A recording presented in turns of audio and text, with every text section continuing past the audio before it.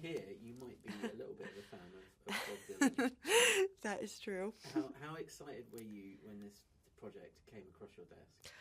I was excited when I saw the press release that Timothy was going to play Bob Dylan and that James Mangold was going to direct a film about Bob Dylan.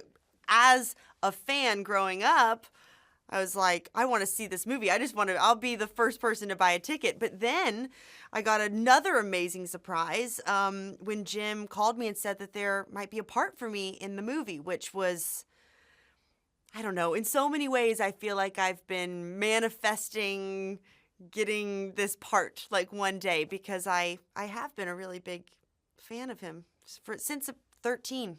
So, I'm not the biggest Dylanologist in the world. I don't know every date or tour, but I just love the music. So, were you aware at all of Sue's before this part came out? Now, no, I was not. I knew the woman on the Freewheelin' album cover, and I think I knew that was his girlfriend, and I had heard the name Suze Rotolo, but I did not know really anything else about her. So to get to read her memoir was a freewheeling time. There's so much in there about their relationship, and especially about, growing up in the Village in the 60s and just the youth culture of the time. She really captures it so beautifully in that book. So I got to learn a lot. Yeah. And what did you make of her relationship with Bob? I mean, her character's been renamed in the film. Yes. Well, I think that was the challenge of the part, was that I am playing the one person that isn't well known, and she's the one, she's not musical. She doesn't sing or play instruments with him.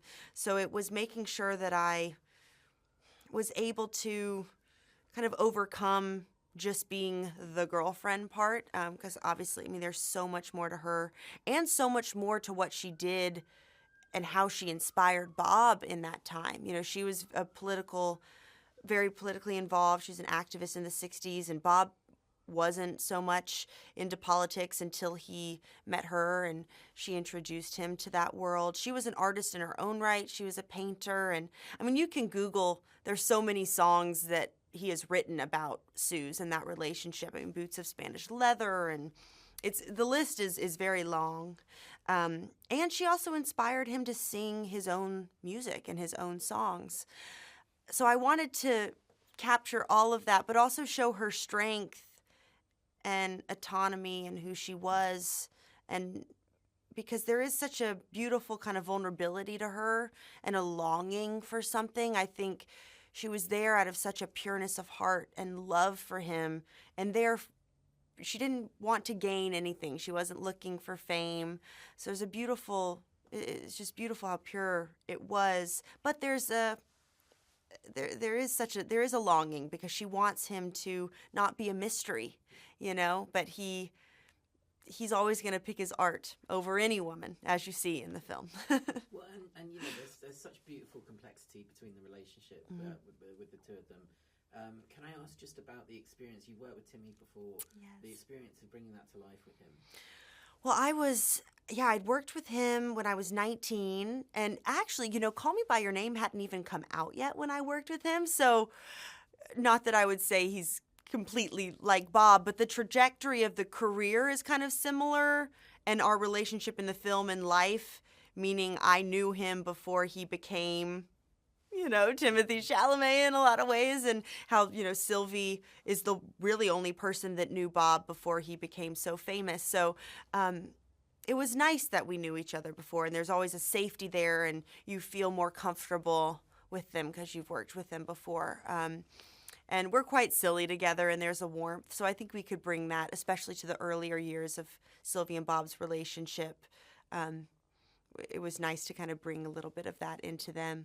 But it was, also just from a standpoint of getting to act with him as Bob, he's so brilliant. Like, I knew how great of an actor he was, and I always knew that he would rise the challenge and do it, but I think how much so he did, it really blew me away and exceeded any of my expectations. He's so incredible in this. Well, and this movie captures such a specific period of time in that early 60s, this sort of hive of creativity in Greenwich Village. Yeah.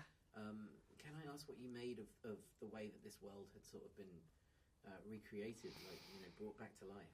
Man, we filmed, a lot in New York, but also a lot in New Jersey, because obviously the New York streets, a little bit too modern now. They don't look like they did in the 60s. So we created, the amazing production design team created the 60s village and Cafe Wa and Minetta on these New Jersey streets. And it was, of course, it helps you kind of walking into that world and being in those costumes. Ariane Phillips was our costume designer, who her work is so authentic and incredible in this movie.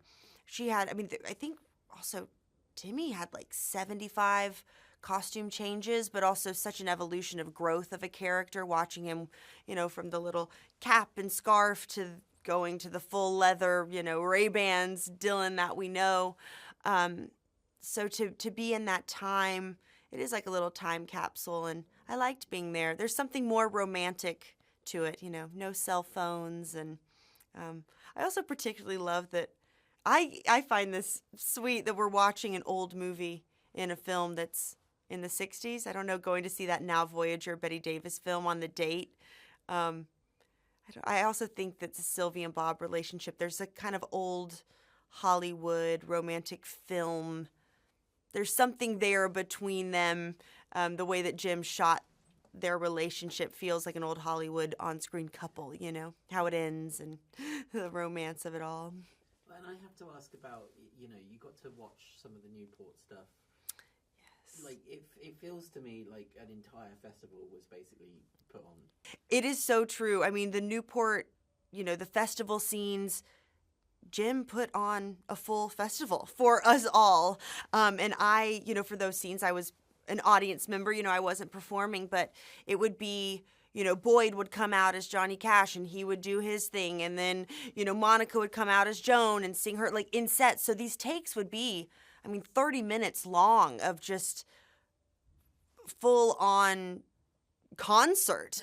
So to get to witness that was incredible. And it's also, it's really James, for him to be able to shoot that, so much coverage, you're always up against the clock, but just the geometry of the cameras and getting everyone's reaction, but also making sure that everyone has the time to really feel. Because when I would do my close-ups, it's not like they would just not perform for me. They did the whole take for me to feel, you have to, but that's a real credit to Jim for orchestrating this entire production and putting a festival on, real crowds. Incredible. Yeah. I want to ask as well, just about, you've sung on film before. Mm-hmm. The complication of it, the vulnerability of it. Yes. What did you make? Sadly, Sylvie doesn't get to croon. I know. I know. But what did you make of the work that everybody had put into that?